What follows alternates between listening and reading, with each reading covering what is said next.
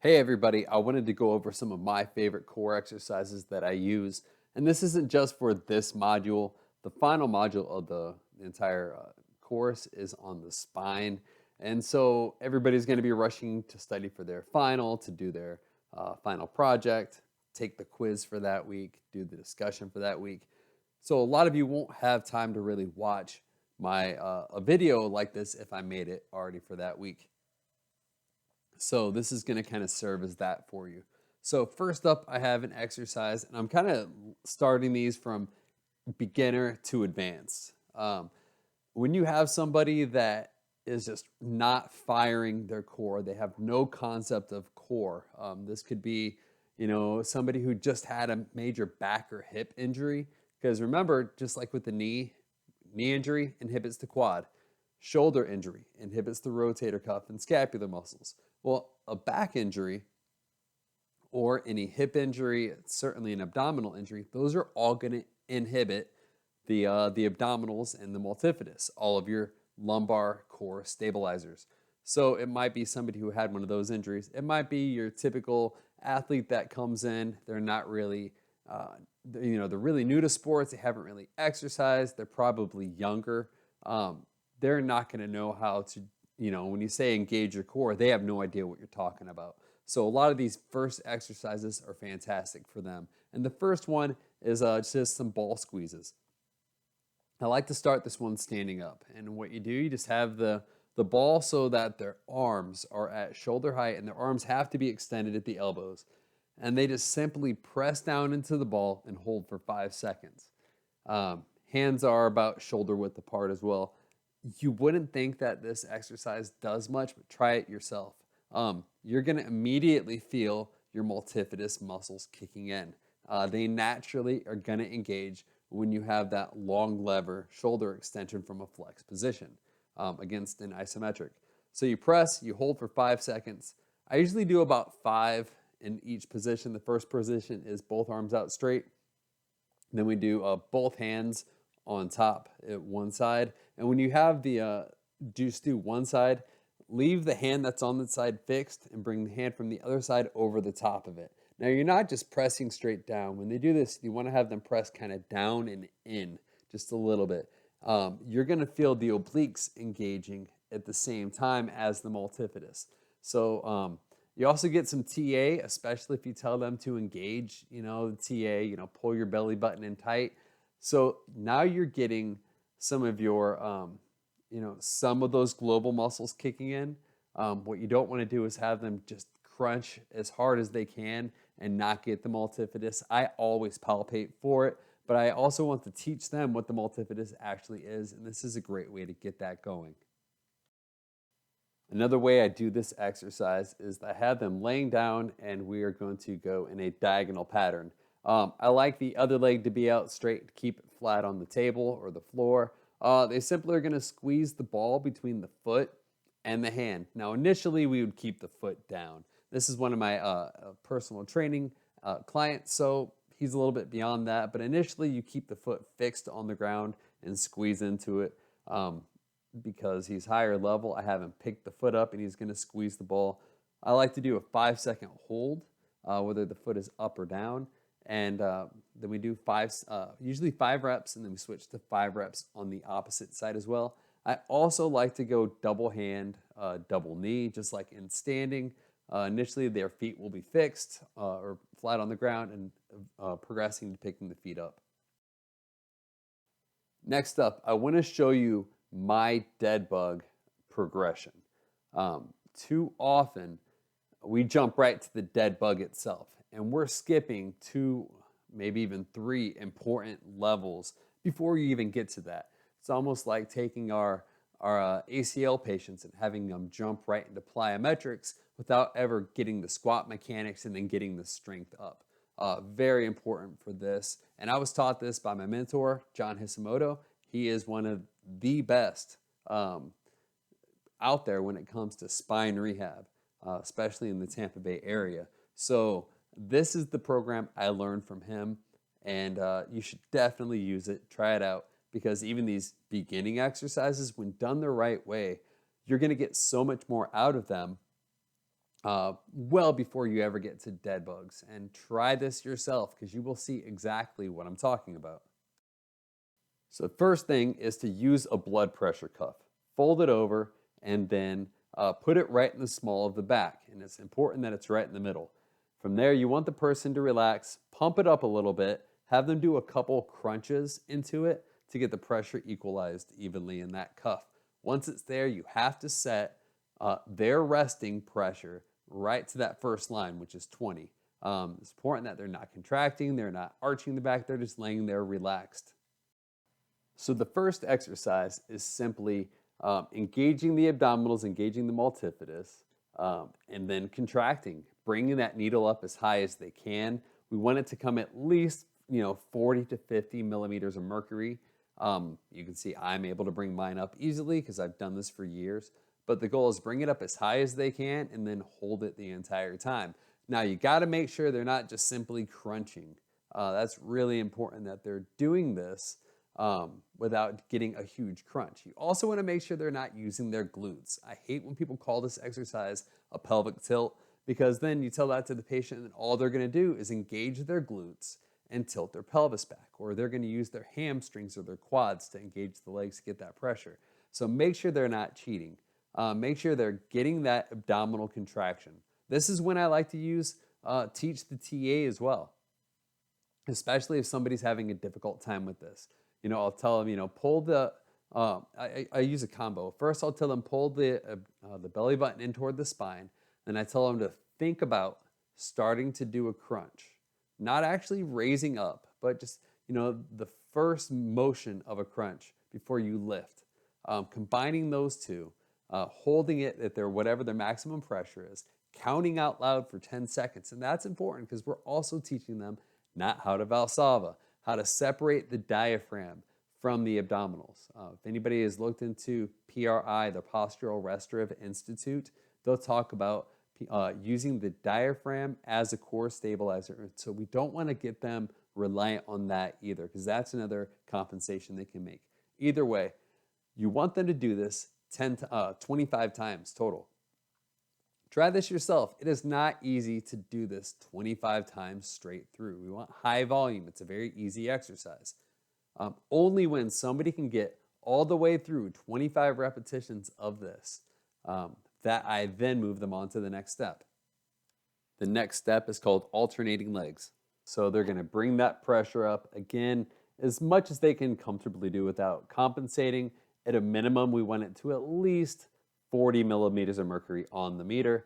They bring their pressure up, they hold that for just a moment, and then they kick out the right leg, set it back down, kick out the left leg, set it back down. People call this marching.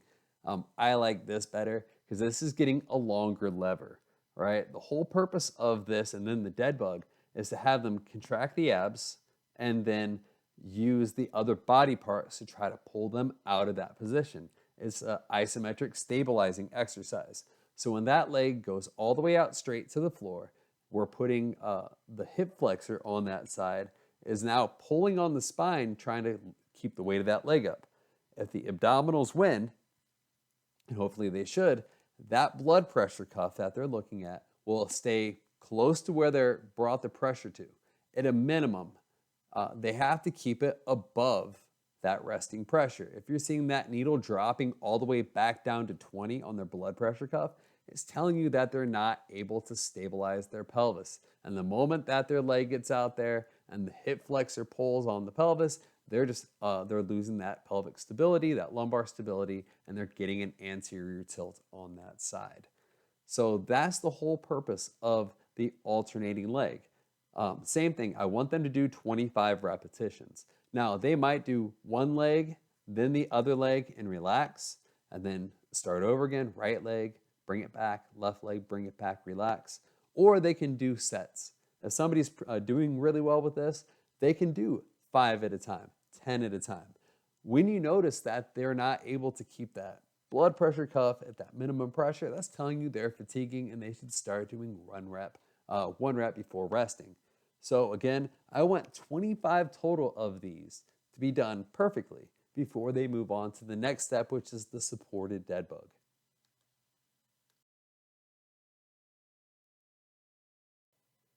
So now we're on the first step, or the supported dead bug. So now when the opposite arm goes out, what that's doing is that's going to put a stretch on the lat on that side. When the lat gets a good stretch, that's going to flex the lumbar spine on that side, right? Because that's where the lat inserts. So we got the lat stretching on one side of the body. We had the hip flexor stretching from below on the pelvis on the opposite side. And if your athlete's doing this and you're not watching their pressure, they can't watch it on it. They can't hold the cuff at the same time. So you have to watch their pressure. You have to make sure that they're maintaining above that minimum pressure. I like to make them put a slight hold at the end versus just going back and forth. And I want that arm and that leg to go all the way out too. So if they're not able to hold their pressure on this, they're not doing it right. They're wasting their time, they're wasting your time, but yet they think they're doing it. So make sure that you're watching their pressure. What I typically would do, we'll just spot check, make sure they're starting off correctly. If I can come back after 5 or 10 reps, I'll look and I'll make sure. That way, you can't stand there and watch them the entire time, especially if you have a bunch of other athletes. But spot check their pressure, make sure they're doing it right. When they're able to do all the way to 25 repetitions, then we move on to the next step, which is the unsupported dead bug. They can do these in 5 at a time, 10 at a time.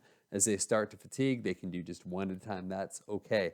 Once they're able to do 25 repetitions in one sitting, that's when we move to the next step. The same rules apply on that blood pressure cuff. Ideally, they'll get it up nice and high like I did, but the minimum pressure we want them to start with in that first position is about 40 millimeters of mercury, but we're not letting it drop to 20. If it drops to 20, they've lost their pressure. Also, not a bad idea if they're just sucking and they can't do it, check that resting pressure. Sometimes you'll pump it up to 20 and start, then they'll do the exercise and the air will dispense around that blood pressure cuff and it's dropping all the way. And they're really higher, it's just you have to reset the pressure. So now we finally made it to the final step of dead bug, and this is the actual dead bug. This is where most people start their patients off. And one thing to look at with this, definitely watch that blood pressure cuff. You have to set the pressure with their feet up in the air, but without them contracting. So, you never know. You might have somebody who's able to start off on this.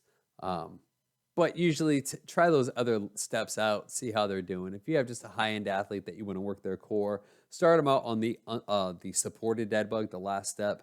Because this is really hard to do and keep your pressure the whole time. Watch that they're not compensating by pulling the knee back toward the chest as the other one is going out. So what they're doing there is they're rocking their pelvis back by locking up the hip joint. So they're doing the exercise, but again, they're not actually stabilizing. So make sure that hip stays right at 90 degrees. So now I'm moving on to the posterior chain. The entire dead bug progression was all anterior chain. So now this is posterior chain.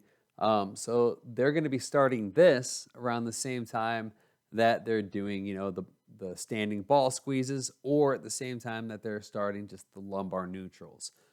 So what we're going to do here is just have them lift the arm up on one side, hold it for 5 seconds and lower down, and then go to the other arm.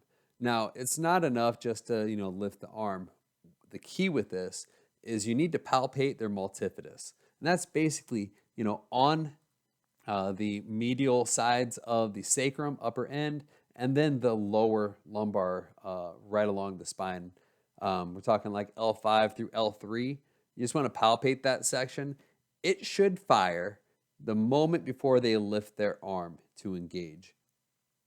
If they have low back or core or hip injuries, that multifidus contraction time can be delayed. So that means that a lot of their back pain might be coming from the limb moving before the proximal section, the core, is stabilized. So just palpate that and kind of make them aware. If they're not doing it right, what you can do is just a simple tap right on those muscles, and you tell them, hey, right before you lift the arm, I want you to try to contract these muscles here, and you just tap your fingers lightly on there. That little finger tap can help excite that muscle to engage. So this is all neuromuscular re-education, just like the earlier portions of those other exercises were. Now I also have them do a leg lift. Now I'm lifting my leg up pretty high. Ideally, what you'll do is you'll have them on a table and their feet will be hanging over the edge. So they're in a more neutral position to begin with and they won't have to lift as high. But the same key here, the moment before that leg lifts up, you want to see that multifidus fire. And typically, just like with the arms, you're palpating the opposite side. So if I'm lifting my left leg, you'll feel the multifidus on the right side kind of engage a little more. Same thing with the arm. If I'm lifting the left arm off the table, you'll feel that right side kind of engage because right there at that point, you get a crossing pattern between the limbs. So you want to see that happening. The next step in the series is, right arm, left leg. Some people call this the swimmer, but it's the same exact concept. You want to feel those muscles engaging before they're lifting up. I like to do all these with a hold. I like a 5-second hold. I don't like just going back and forth. I don't feel like that's really working that stabilization factor of these muscles. Another one I do here is the Superman holds. I don't like just doing these for reps. I like to have them lift up and hold. Starting out maybe a 5-second hold, but I like going up to 10 or even a 15-second hold. That way you're getting time under tension for the muscle, but you're not just having them extending back and forth multiple times. So to end this pattern progression off, I'm going to go to the bird dog. And the key with the bird dog, like a lot of you said, is watching the pelvis, watching the lumbar spine, looking for compensations. I like to do a hold on this too. I don't like just going back and forth, except for when I'm teaching somebody to reduce the shifting that occurs as they switch feet. So I do a few reps where they're going back and forth just to make them aware of that. But other than that, I like to get them in the position and have to make those muscles hold that position for, 10, 15 seconds at a time. Usually starting out with 5 seconds, just like with the swimmer or the Superman. So next up, I'm going to teach you a rolling series. Again, we're starting off with a little basic one. I usually teach them this only a few reps, if they're especially if they're higher up, just so we can get to the more challenging ones. If they've actually had a low back, hip, pelvic injury, or even a lumbar injury, I'll have them do more reps of this one. The first one is called diagonal rolling or separation rolling. The key the first time is that when I'm rolling, leading with the upper body, I tell them to try to imagine that they're paralyzed from the waist down. They're not allowed to push against the floor when they're doing any of these. They're going to lead with that arm reaching across, and then that pulls the trunk, and then the trunk pulls the pelvis, which flips the legs. When they roll back, they take that same lead arm and make sure they lead with it. They're reaching back. And that is what's going to pull them across versus using that bottom arm to push them back. When they switch and they do the legs, it's the same thing. I want them to imagine that they're paralyzed from the waist up, except for the fact that they have their arms over their head. So they're going to lift and lead with that leg. It's going to pull the pelvis, which pulls the trunk over.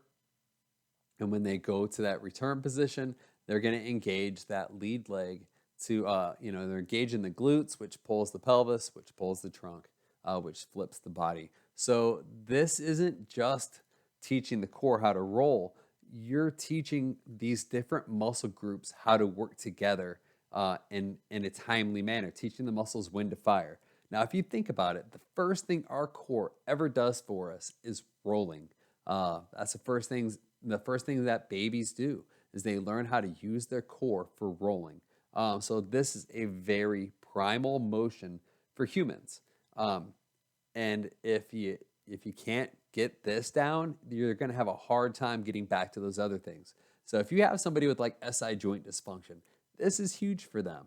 If you have somebody with, lumbar issues, if you have spondies that you're rehabbing, disc issues, before you get them doing their upright functional pivoting, twisting, rotating, loading the spine, start with it here. So now what I'm going to do is place a small ball between the elbow and the knee. And they actually say to do just a credit card. I find that's really hard. So I like to use a small ball here that's inflatable that you can squeeze on. Place it between the elbow and the opposite knee. Crunch into it. Have your opposite arm and leg out straight. And you're going to just hold that and roll yourself over. Now the key is that when you roll, you're leading with that crunching elbow. When you roll yourself back, you're leading with first with the leg. The leg is on top, the straight leg. You're leading with that, just like in that upper lower separation we just did. And then when you're rolling yourself back across, you're driving with the knee into the elbow. And then when you're going all the way back from there, that top arm that's out straight, that's going to engage and pull you back to the center. I like to do 5 rolls each direction and then switch to the ball to the other pattern. Now next up, I have one, I call it the Alligator Roll. I like this exercise. People hate usually doing it because I make it look very easy, and then they try it and they see how hard it is. Now the key with this, it's only hard in that you have to time the different muscle groups to work together. It's great exercise. I actually learned this from George St. Pierre, the UFC fighter, when he was rehabbing his his ACL. He posted a lot of his rehab to YouTube, and this is one of the ones that I learned from him. So you just roll all the way over and then back. And I found if I interlock my fingers above my head and then I stare at my hands, that kind of helps. You also cue them to twist the ball. Try this one out. It looks easy, but it's really hard. It's probably one of the least useful ones I've shown you so far, other than the fact that the kids like using it. It's fun for them to try to do. It's challenging. If you have time for it, show it to them, especially if you can do it and make it look somewhat easy. And then they get on there and they realize it's really hard. So it's just a fun one. Next, I have a trunk rotation banded exercise. The key with this one is how you set up your chair initially. Everybody likes to do this with the chair basically aligned perpendicular or 90 degrees to the band. What I want you to do is turn that chair and your body another 45 degrees away from the band. And then what you're going to do, you're going to pull that band taut, keep your hands right at your chest, slowly rotate toward the band, right? So you're going to do an eccentric contraction, and then when you do the concentric contraction, just bring it back to neutral. So you're working from neutral toward the band eccentrically and then back to neutral. A lot of people try to do this where they start in neutral and then turn away. And when you do that, you're going to start engaging your legs, your hips. You're going to compensate. You're going to drop with the shoulder. It's completely different. Do it this way. You're going to get so much more out of it. Next up is some plank progressions. I wanted to give you things that you didn't post during the week or just some variety of it. First up, I like doing things like hip abduction. Make sure they're staying in a perfect plank and they're getting a good abduction and not using the TFL. I like doing shoulder ER for my upper extremity patients. This next one I like using, it's a toe tap. So the top leg is going all the way back into extension and then coming all the way to flexion. So this is a good one because the bottom pelvis has to stay stable and unmoving while the pelvis on top moves along with the limb. Just don't pull themselves out of the actual plank itself. Here's another good one for separating the pelvis. It's just dynamic elbow to knee. And this one, as well as the last one, they're great for SI joint patients because they're having to stabilize while keeping control of the pelvis in check. This next one, I just call it side plank side bends. Another good one overall, but great for SI patients because they're having to stabilize but yet move the pelvis SI joint. It's also good because you're getting a lot of scapular engagement with it at the same time. This is another one I really like to use. It's just doing a banded row from the plank position. And the key here is you want the row to be nice and heavy and getting good scapular mechanics. but at the same time, not so heavy that it's pulling them out of the plank. The key really you're focusing on is the bottom arm for holding that stable plank. Next up, we have side planks, but now we're going to bias that top leg. So this is great for anybody with a groin, hamstring strains. This is great for hip, especially hip groin. If they're having any abdominal issues with the insertion of the distal abdomen. If they're having issues with engaging their obliques, this is a great one as well. And this is just a dynamic version. You're just taking the hand to the ankle. It's a little bit harder to do elbow to knee here, but I like just to do hand to ankle. That's fine as well. Last up is called Adductor Lifts, and this is a very advanced exercise. But if you have somebody who has a history of groin strains or even hamstring strains, if it's a proximal hamstring strain, this is a good one for them also. You just might not be able to have the bar as high up with them. I have it up pretty high right now. Here's a fun front plank variation I like, and it's just the hip dip. So they hold that while they allow the pelvis, legs, lumbar spine to rotate down. So this is a really good one for, again, scapular stabilization, thoracic spine control. Good one here. This next one is called Stir the Pot. The key with this is that they have to stay stabilized over the ball while they do circles. I always cue them to imagine that they're a witch and they're just stirring a large pot or a cauldron. The bigger that they go, the more difficult it is. They also want to keep themselves up off the ball. This is one I love using. It's just a plank flow. So they start in the front plank, hold for 5 seconds, and then they slowly rotate their body to a side plank for 5 seconds, then back down to a front plank. Then they go to the other side. The key with this is I want to see that their pelvis and their shoulders turn at the same time. What I see all the time is that they'll side bend or they'll shift to make it easier, or they'll turn the pelvis and then the shoulders follow, or vice versa. They'll turn the shoulder down and then the pelvis will lag behind. Keep everything moving slowly and at the same time. Next, I just want to review this. I got a series of anti-rotation or lateral flexion exercises here. First is bird dog. I showed you this last week. I like doing the Blackburn bird dog. My angle's a little off on that first one, but just putting them in this position, if they're able to do their T's and Y's and they're doing them well, if you can get them on the floor in a bird dog, you'll get a lot more out of it versus being on the table. This next one is a shoulder tap from a push-up position. I like doing a 5-second hold here. You have to have a wide stance with your feet.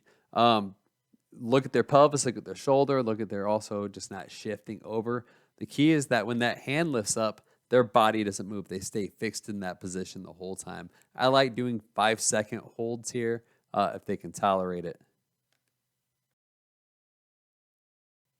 This is another one that I showed you last week. It's just a bridge, unilateral bridge hold. Same thing, I like doing 5 seconds to start with, taking it longer if they can. The key is that the thigh doesn't raise up. When they do this, they hold it nice and locked in place. If it's too easy, they can even raise their arms overhead or straight up in the air. That's going to give them more instability to hold. Here's another one that I showed you last week. It's just a single leg bridge hold with a hip dip. So they're rotating that pelvis down towards the floor and then back to neutral. This is a really good dynamic stability exercise that I like using with people.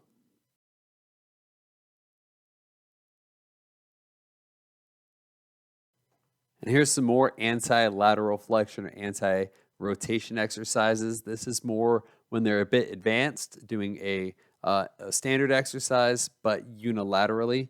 Here is a shoulder press. I really like using this with people. I also like doing the anti-lateral flexion, or you can just call it a unilateral front squat. These are great exercises to use later on when they can tolerate it. You want the weight heavy enough that it's engaging their core, but not so heavy that they can't do the exercise correctly.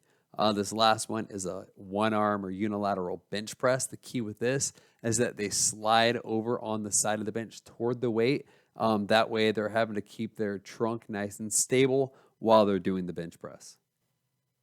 Here's a unilateral bent over row.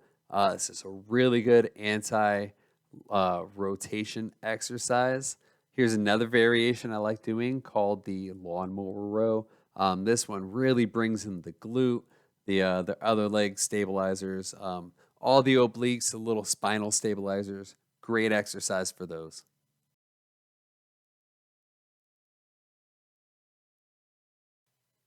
Next is the overhead windmill, and this is a very advanced exercise here.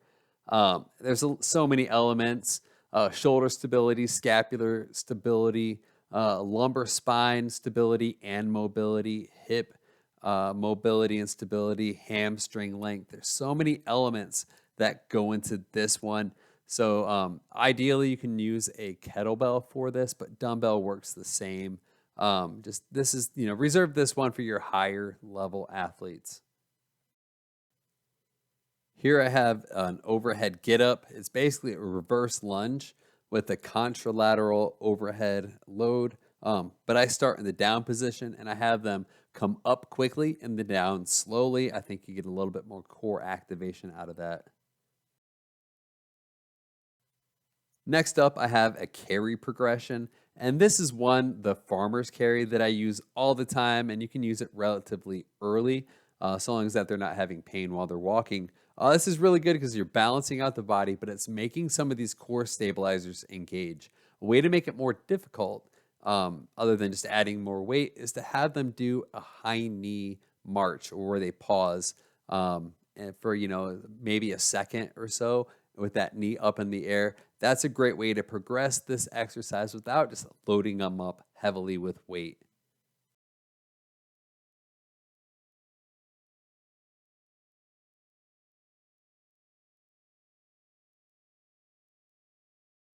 This variation is called the suitcase carry. It's actually a lot harder. It's funny, you're using half the weight, but you're not balanced anymore.